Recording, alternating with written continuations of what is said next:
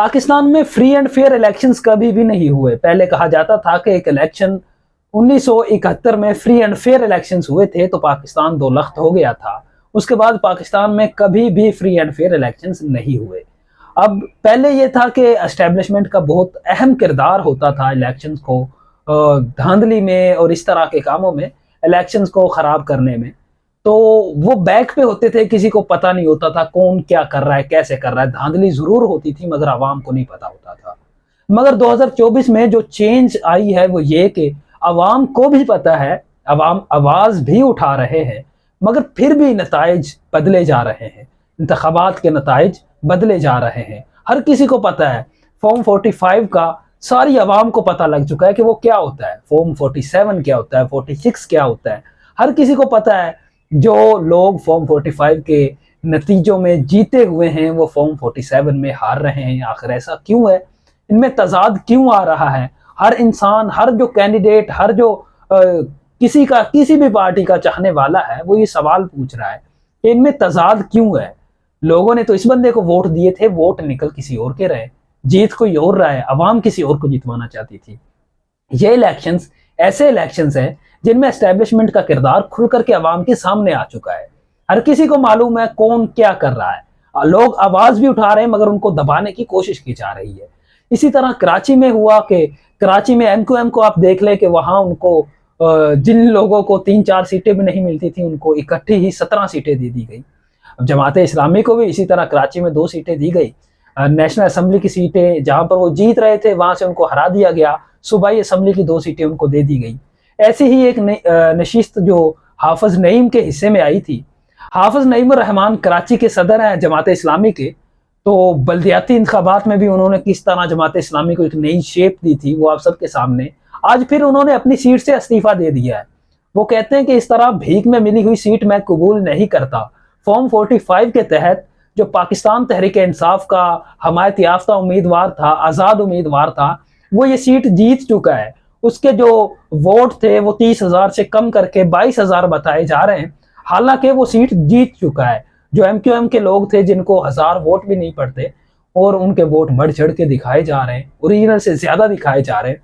इस वजह से मैं अपनी सीट से इस्तीफा देता हूं और ये सीट पाकिस्तान तहरीक इंसाफ की अमानत है, उनका जो उम्मीदवार था उनकी अमानत है, तो उनके हवाले होनी चाहिए। मुझे इस सीट से कुछ नहीं लेना देना। ये आप देख सकते हैं कि किस तरह का जमहूरी रवैया ये भी पाकिस्तान में मौजूद है। आवाम को बस देखने की, ढूंढने की जरूरत है कौन कैसा लीडर है। लीडर तो इस तरह का शख्स होता है जो एक सीट जिसके लिए लोग करोड़ों अरबों लगाते हैं, फिर जाके सीट जीतते हैं और फिर अपने जो काम निकलवाने होते हैं वो निकलवाते हैं। मगर एक ऐसा शख्स भी है जो वो सीट जीत चुका है और फिर वो दे रहा है कि नहीं ये मेरी सीट नहीं है, ये किसी और की है, उसको जिसका हक है उसको ये सीट मिलनी चाहिए। ये जमात इस्लामी पाकिस्तान की एक मुनफरिद बात है सबसे। बाकी किसी भी पाकिस्तान की पॉलिटिकल पार्टी में ये चीज़ नहीं पाई जाती। और दूसरी तरफ पाकिस्तान जमात इस्लामी पाकिस्तान के जो सदर थे, आप कह लें कि जो उनके अमीर होते हैं पाकिस्तान में जमात के, उन्होंने इस्तीफा दे दिया है। सिराजुल हक साहिब हैं, उन्होंने इस्तीफा दे दिया है और उन्होंने अपना ट्वीट ये किया कि मैं आम इंतखाबात में जो नाकामी हुई है उसकी जिम्मेदारी अपने ऊपर लेते हुए जमात का जो उनका ये सफ़र था इससे मैं अब इस्तीफा देता हूँ एज अमीर जो थे वो। तो जो जमात इस्लामी की शूरा थी उसने 3 नाम पेश किए, हाफिज नईम रहमान का, सिराजुल हक साहिब का और लियाकत बिलोच साहिब का। इनमें से तीसरा अगला अमीर होगा जमात इस्लामी पाकिस्तान का। तो अब देखते हैं कि कौन बनता है कौन नहीं बनता। पाकिस्तान में जमात इस्लामी के जितने भी रुकन हैं वो सब वोटिंग करते हैं, फिर जाके अमीर मुंतखब होता है इसका जमात इस्लामी का।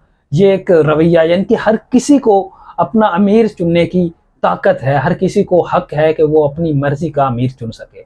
ये जमहूरियत यानी कि असल जमहूरियत जो पाकिस्तान तहरीक इंसाफ का रोला रहा है इसमें आम इंतखाबात में, इनमें कि उन्होंने अपने इंट्रा पार्टी इलेक्शन सही तरह नहीं करवाए, जमहूरियत नहीं है, ये नहीं है, वो नहीं है। तो जमहूरियत अगर आपने देखनी है तो जमात इस्लामी पाकिस्तान में देखे किस तरह हर रुकन है जो वो अपना अमीर मुंतखब करने का हक रखता है। दूसरी बात यह कि जहांगीर तरीन IPP के जो चेयरमैन थे उन्होंने भी अपनी सीट से इस्तीफा दे दिया और सियासत से दस्तबरदार होने का ऐलान कर दिया है। जहांगीर तरीन ने ट्वीट किया कि मैं अब बाकायदा तौर पर सियासत में कोई हिस्सा नहीं लूँगा, अलहदगी इख्तियार करता हूँ, मगर पाकिस्तान की अपनी प्राइवेट तौर पे जितनी मैं मदद कर सकता हूँ अपनी पर्सनल कैपेसिटी में, तो वो मैं पाकिस्तान की तरक्की के लिए वो कोशिश करता रहूँगा, पाकिस्तान की आवाम के लिए वो कोशिश करता रहूँगा। तो ये थी आज की बड़ी खबरें। इस्तीफे ही इस्तीफे आ रहे हैं, कोई हक के साथ खड़ा होकर इस्तीफा दे रहा है, कोई रुसवा होकर इस्तीफा दे रहा है। तो परवेज खटक के बारे में भी बताया जा रहा है कि उनका भी शायद इस्तीफा आने वाला है, मगर कंफर्म न्यूज़ नहीं है, मगर उनका भी इस्तीफा आ सकता है, क्योंकि उनके साथ जो कुछ हुआ है, ना वो सूबाई असम्बली की कोई नशिस्त जीत सकें, ना वो कौमी असम्बली की कोई नशिस्त जीत सकें। इवन के वो अपने हलके में वापस गए तो अवाम ने वहां पर उनको टॉर्चर किया है, अवाम ने उनको गालियां निकाली हैं, उनके साथ जो सलूक किया है काबिल मजम्मत भी कह सकते हैं आप उसको। तो बल्कि पाकिस्तान में हो ही ऐसा रहा है, जो भी ये लोटाक्रेसी जिन्होंने चलाई हुई थी, लोटे बने हुए थे, उन सब के साथ यही हुआ है, अवाम ने उन सबको रिजेक्ट कर दिया है। सिर्फ 2 शख्स हैं वो एस्टेब्लिशमेंट की वजह से जीते हैं, जो लोटे बने थे, पाकिस्तान तहरीक इंसाफ को छोड़कर गए थे। तो उन सब का अंजाम पाकिस्तान की आवाम के सामने लोगों के लिए एक सबक भी है, जो लोटाक्रेसी के लोग हैं जो इसको पसंद करते हैं, कभी उस पार्टी में कभी उस पार्टी में। तो देखते हैं कि एक पाकिस्तान तहरीक इंसाफ के हमायत याफ्ता उम्मीदवार थे जिन्होंने रोहेल अस्कर पाकिस्तान के मुस्लिम लीग नून के उम्मीदवार को हराया था, उन्होंने भी नून लीग में शमूलियत इख्तियार कर ली, और लोग भी जाने वाले। मगर उन सबको ये चीज़ सामने रखनी चाहिए कि उनसे पहले जो लोग लोटे हुए उनका क्या अंजाम था।